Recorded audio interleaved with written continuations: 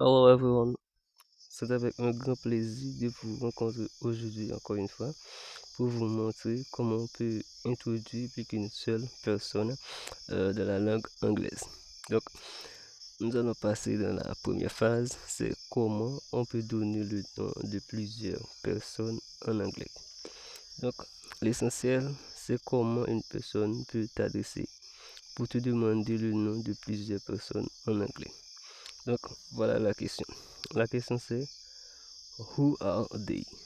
Who are they? Who are they? Donc, vous allez répondre comme ça. They are, puis on ajoute le nom de ces personnes. Par exemple, si vous êtes accompagné de Peter and John ou plus de deux personnes, vous allez répondre They are John and Peter. Ou s'il y a plusieurs personnes, vous allez ajouter le Dans la nom de deuxième ces phase, autres si une personnes. Personne a besoin de connaître d'où viennent tes amis. Elle va vous adresser avec l'une de ces questions. La question numéro 1, c'est Where are they from? Where are they from? Where are they from? On peut répondre à cette question comme ça. They are from, puis on ajoute le nom de la ville d'où ils viennent.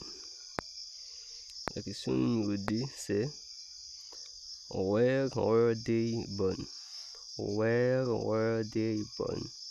Where were they born? On peut répondre comme ça. They were born in, puis le nom de la ville d'où ils viennent. La question numéro 3, c'est Where do they come from? Where do they come from? On peut répondre They come from, puis le nom de la ville d'où ils viennent. Troisième phase.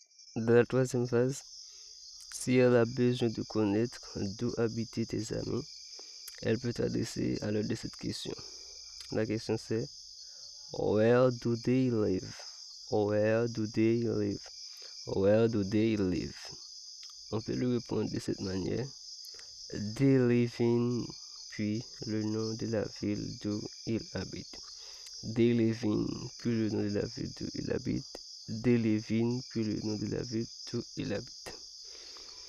Dans la quatrième phase, si elle a besoin de connaître l'occupation de tes amis, elle peut t'adresser de trois manières différentes.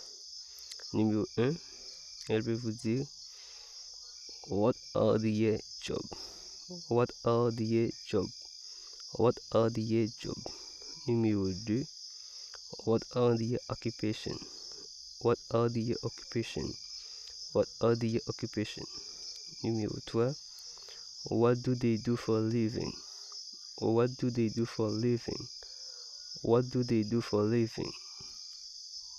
Donc, pour répondre à ces trois questions, vous allez répondre They are, puis on ajoute leur occupation.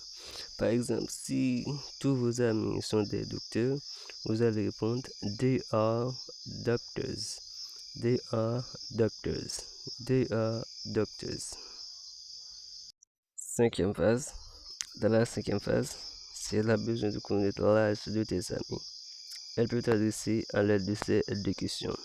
Question numéro 1, elle peut vous dire What are their age? What are their age? What are their age? Question numéro 2, How old are they? How old are they? How old are they? On peut répondre à ces deux questions comme ça. Première façon, on peut dire They are, puis la quantité d'âge qu'ils ont. They are, they are. On peut répondre également They are, la quantité d'âge plus years old. Par exemple, si tous vos amis ont 30 ans, on peut répondre They are 30 years old. They are 30 years old. They are 30 years old. Thanks.